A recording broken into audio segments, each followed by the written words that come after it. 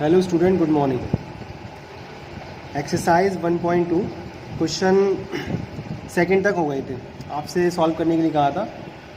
अब question number third है, find LCM HCF of the following integer by applying prime factorization method. Prime factorization method का use करके LCM HCM find करना है।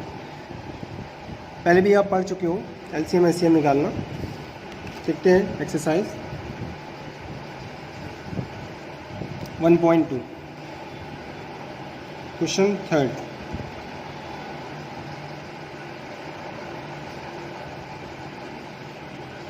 First छोड़ के सेकंड देखते हैं। 17, 23, 29।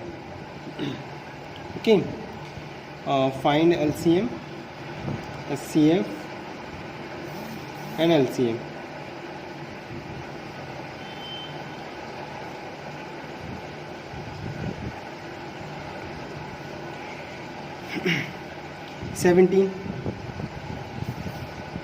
Seventy into 1, 23 factor 23 into 1,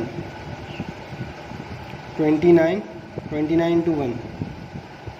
HCF की बात करें, highest common factor, common highest, तो आप देख सकते हैं 1 इसमें एचसीएफ है, क्योंकि इसके अलावा कोई कॉमन नंबर्स नहीं है। LCM least common multiple, least common multiple में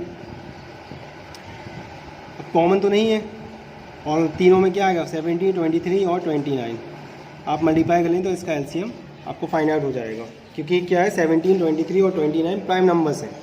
ओके, क्वेश्चन नंबर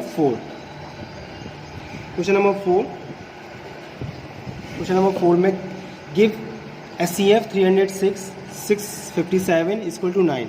इन दोनों की जो एचसीएफ है 9 है और एलसीएम फाइंड करना है। आपको पहले क्लास में फॉर्मूला बताया था एचसीएफ एलसीएम और दो नंबर्स का, वो क्या था? पहले स्टेटमेंट जो लिखा था उसको लिखते हैं। 306, 657 equal to 9। Find LCM. Okay, HCF into LCM equal to product of two number.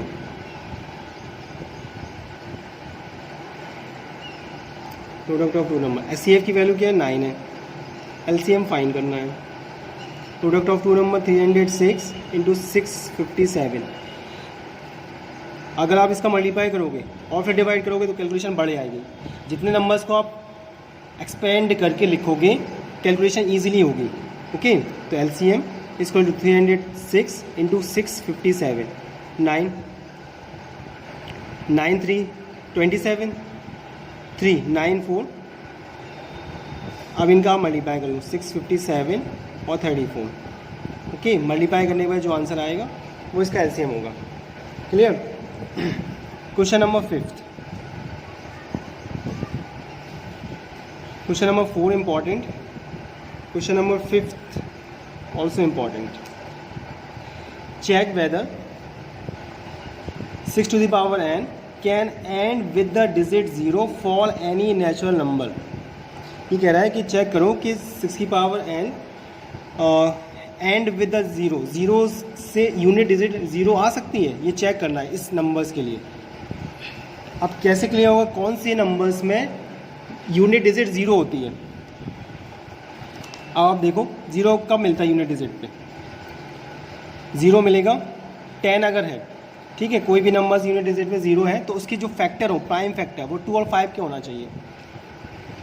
आप कोई भी नंबर ले लो, अब 100 किया तो 100 के 2 इंटू 2 और 5 इंटू 5। सपोज 50 किया, 40 किया, ठीक है, तो जो भी 0 में मिलेगा यूनिट डिजिट पे वो 2 और 5 के फैक्टर्स से मिलेगा।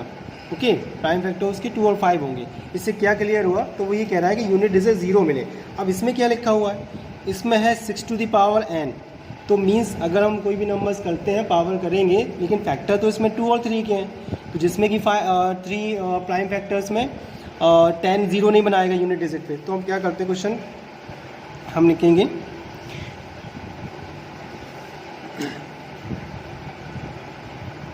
If any number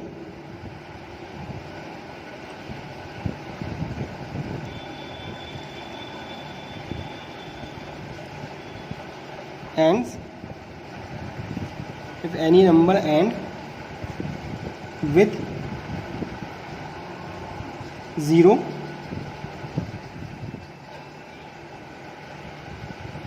prime factor, then prime factor must be 2 into 5. Okay, कोई भी नंबर अगर 0 से है तो उसके प्राइम फैक्टर 2 और 5 के होना चाहिए।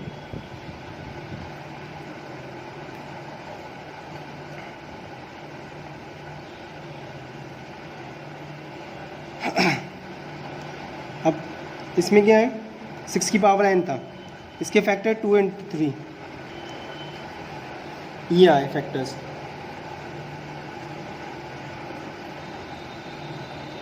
अब इसके ये फैक्टर्स है तो ये तो पॉसिबल नहीं है, क्या होगा, can not and with the digit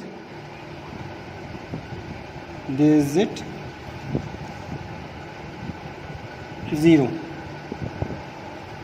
okay, ये नहीं हो सकता है क्योंकि इसके प्राइम फैक्टर 2 और 3 के हैं। ओके, तो ये क्वेश्चन कंप्लीट हो गया, चेक कर लिया है। क्वेश्चन नंबर 6, क्वेश्चन नंबर 6 में है क्या, explain why 7 into 11 13 plus 13 7 6 5 4 3 2 1 plus 5 are composite number.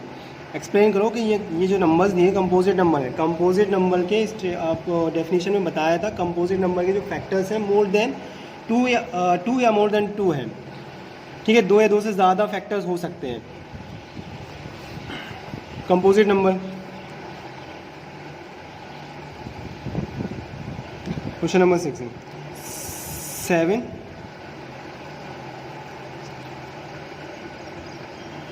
since composite number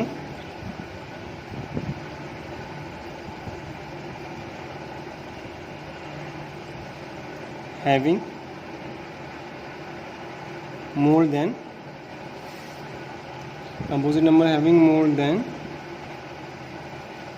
two factor.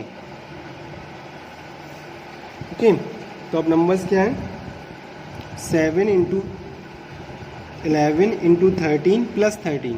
Okay, तो यहाँ क्या लिखा हुआ 7, यहाँ क्या लिखा है 7 into 6 into 5 into 4 into 3 into 2 into 1 plus 5। अब आप चेक करो, यहाँ तो मल्टीप्लाई प्लस में लगा हुआ है, तो ये अगर इसके टर्म्स की बात करें तो यहाँ 2 टर्म्स हैं, पहला और दूसरा।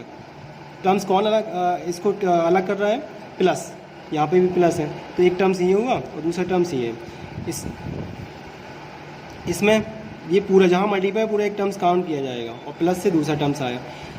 अब इसमें क्या है, क्वेश्चन को सॉल्व करना है। कंपोजिट नंबर बताया 2 से ज़्यादा फैक्टर होते हैं तो इसमें देखा कॉमन क्या है, कॉमन 13 है, तो 7 into 11। ओके, प्लस 13 कॉमन लिया था तो 1 आएगा डिवाइड करने पे कॉमन का, तो 13 into 11 7 77 प्लस 1, तो 11 into 78। तो आप देखिए क्या बताया था, मोर देन 2 फैक्टर्स। अगर 2 से ज़्यादा फैक्टर्स हैं, 2 से ज़्यादा का मतलब दो, आपको 2 तो दिख रहा है लेकिन साथ में 1 भी इंक्लूड है, 1 तो इसमें शामिल होता है। ठीक है, 1 हर नंबर्स में है, जब ज़रूरत पड़ती है, जब हम टेबल्स पढ़ते थे 2 1 8 2 कहते थे। ठीक है, तो अब कहोगे 1 कहाँ गया, तो 1 उसमें इंक्लूड है, जब ज़रूरत पड़ती है तब उसका यूटिलाइज़ करते हैं। ठीक है, तो यहाँ पर कंपोजिट नंबर के फैक्टर आ गए, तो ये शो करना था। इसी तरह इसको देखो आप, अब आप समझ जाओगे ये कैसे करना है। अब फर्स्ट टर्म में और सेकंड टर्म में कॉमन क्या है, कॉमन 5 है। ओके, तो 5 कॉमन करेंगे तो 7 into 6 into 4 into 3 into 2 into 1 plus 1, तो मल्टीप्लाई कर लो आप 6 7 या 42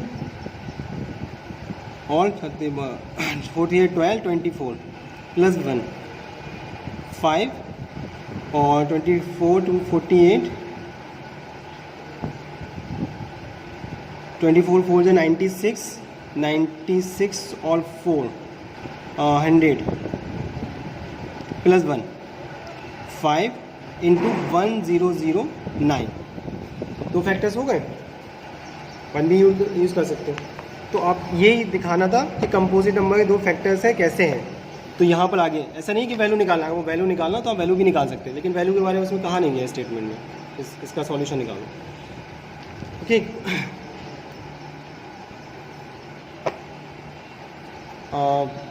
लास्ट क्वेश्चन रह गया 7, वो नेक्स्ट क्लास में कंटिन्यू करेंगे। अभी फिलहाल क्लास 6 क्वेश्चन 6 तक आप सॉल्व कर लेना। ये क्लास इज़ एडजर्न।